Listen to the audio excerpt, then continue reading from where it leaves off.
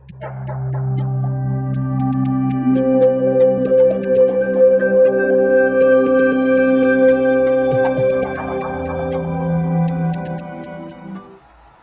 Lord be with you. A reading from the Holy Gospel according to Mark.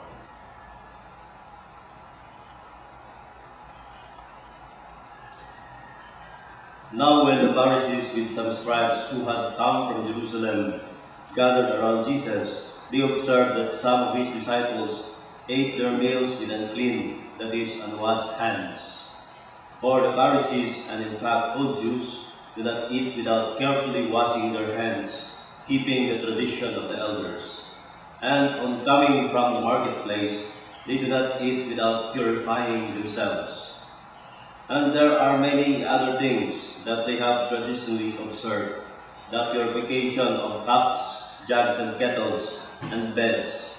So the Pharisees and scribes questioned him, "Why do your disciples not follow the tradition of the elders, but instead eat a meal with unclean hands?" He responded, "Well did Isaiah prophesy about you hypocrites, as it is written, 'These people honors me with their lips, but their hearts are far from me. In vain do they worship me, teaching as doctrines human precepts. You disregard God's commandment, but cling to human tradition.'" You went on to say, "How well have you set aside the commandment of God in order to uphold your tradition?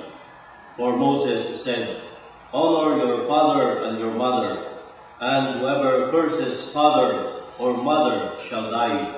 Yet you say, if a person says to father or mother, 'Any support you might have had from me is korban,' meaning dedicated to God, you allow him to do nothing more for his father or mother. You nullify the word of God in favor of your tradition that you have handed on. And you do many such things." The Gospel of the Lord.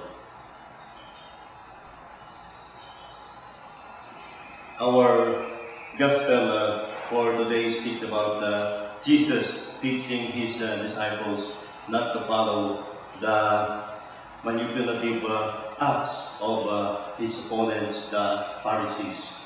As we all know in our Gospel, that the Pharisees are using their tradition in order to have something against Jesus. It is their manipulation of the tradition to arrive at their selfish end or motives that Jesus telling his disciples not to follow them. Why is Jesus really particular about this teaching about the tradition? Well, as we all know, that Jesus wants more holiness from his disciples, and he wants his disciples to follow Jesus in their life with joy in their life and with reverence for God's name.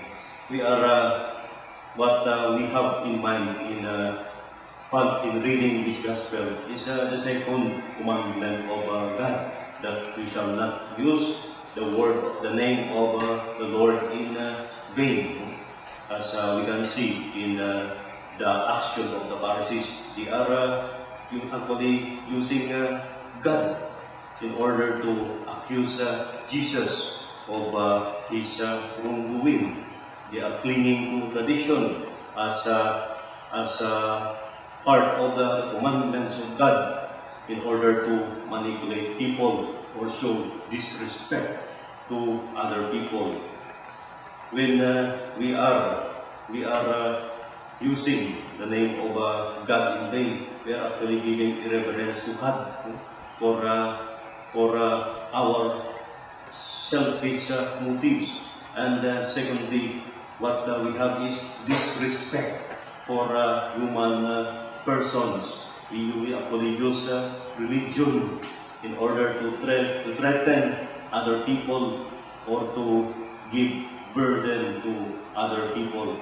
and in that way, it is tantamount to sinning or violating the commandments of God. What Jesus wants his disciples to do with this gospel passage is that we must have a joyful heart in approaching God, especially when we come to Him in our worship or in our prayer. We have in our gospel reading the settings of the banquet. Imagine the Lord is calling us to be filled with joy because He is actually calling us to enjoy the meal. No? I bet the Pharisees did not enjoy the banquet that the Lord has given to them because they only focus on the wrongdoings of others. Let our life be when we are approaching God, be filled with joy, the joy that the Lord brings when He is giving Himself and giving honor to us in calling us to fellowship with Himself.